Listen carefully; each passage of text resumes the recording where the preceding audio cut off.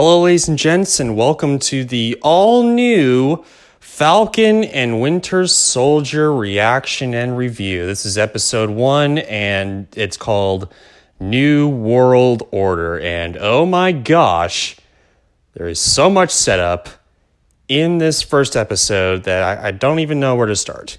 I've looked up some interviews and some other things before watching this series, and come to find out, it was actually structured in a way that was like a longer movie, which I gotta say, I can clearly see the motivations for that, because you got this, it starts out with this huge Falcon battle in, I guess, a canyon, which is absolutely spectacular. The visuals, the CGI, which is obviously used, it's quite beautiful. And in fact, quite hype. And after the tripping balls kind of thing we saw in WandaVision, it's kind of nice to have like a more grounded MCU type of show here. And I mean, this is kind of a sequel to more political thriller-esque type of movies we've got from Captain America, the Winter Soldier, and more or less Captain America Civil War, but it was a little more along the lines of Avengers 2.0, 2.5, I should say. Still pretty good, I gotta say. But yeah, this show is more grounded, more political thriller stuff that we all grow to love with the Winter Soldier and all that. And speaking of the Winter Soldier, Bucky has been pardoned of his crimes and is now trying to make amends by capturing the bad guys that he helped and saying sorry to those that are actually the good guys now. And we actually have an introduction to Lieutenant Torres, who in the comics apparently takes up the Falcon mantle when Sam becomes the Captain America that he eventually becomes in the comics. And we also get an introduction to the Flag Smashers, which is another terrorist organization that is keen on apparently taking out the people that have returned from the blip, as has become known as the snap in the MCU. And while that's going down, Sam is also trying to save his father's and sister's fishing vessel for like shrimp and stuff in Louisiana. And apparently we get a great little tidbit into the world of the MCU that these superheroes, they're not paid to do this. They kind of get like donations and all that. But more often than not, Iron Man's basically the one that gets paid more or less to do this with all of his vast fortunes, and kind of creates the Avengers facilities and all that, and the Avengers Tower and whatever. But Sam doesn't really get paid to go out and save the world. He's more often than not having to deal with money and problems on his own, which is clearly evident in him trying to save his boat because the bank won't allow him to take out a loan. And while all that's going down, Sam also submits the Captain America monocle that's been passed down from Steve Rogers to him to the U.S. government to figure it out. And he submits the shield to a museum. And in doing so, he creates, or should I say, the government creates a whole new super soldier program, I guess, and gives Captain America monogram to a new guy named John Walker. And oh my gosh, even Don Cheadle makes a little cameo appearance in this show. I guess I'll start out with the good. There's a lot.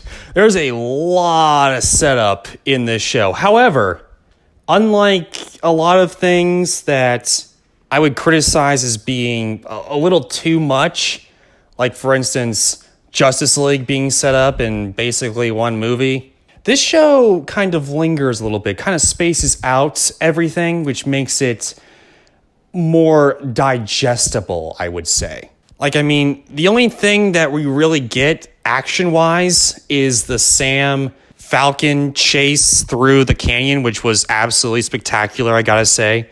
Also, the acting in this show is really, really good.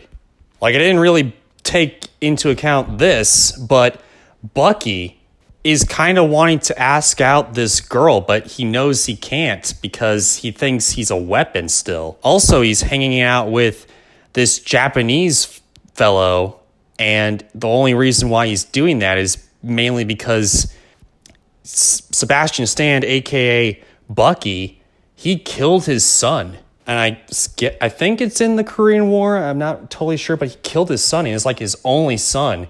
And this guy is traumatized by the fact that his only son's been killed by an unknown figure. And no one knows who killed him, why he was killed and all that, except for Bucky.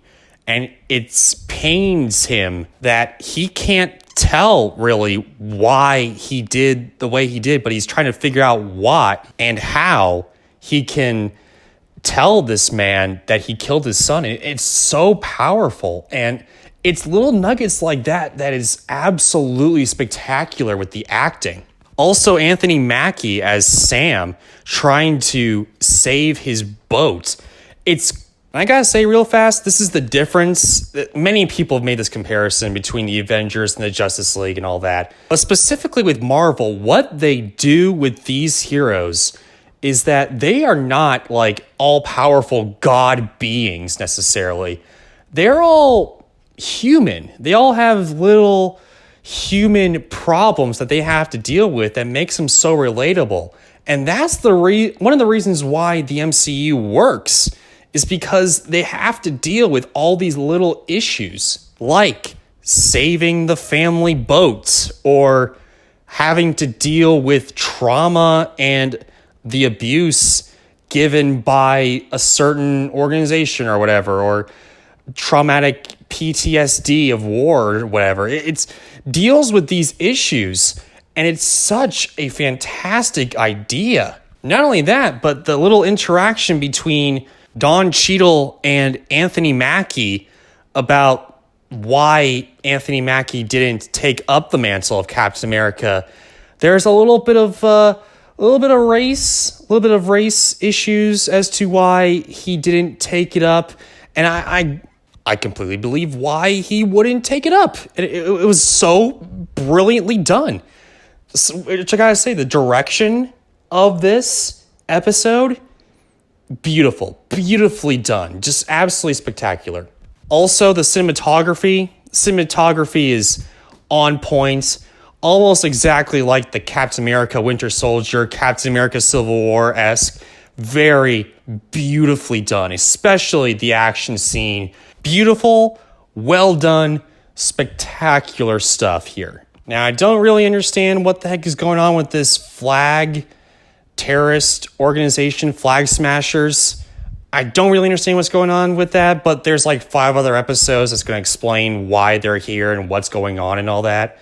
Also, I don't really understand why there's a whole new Captain America here, because the whole reason why Captain America was Captain America was because he had the super soldier serum, so it made him more powerful of a man, and kind of understood the whole reason why he was there was because he has super soldier serum, which makes him like the best soldier there ever was.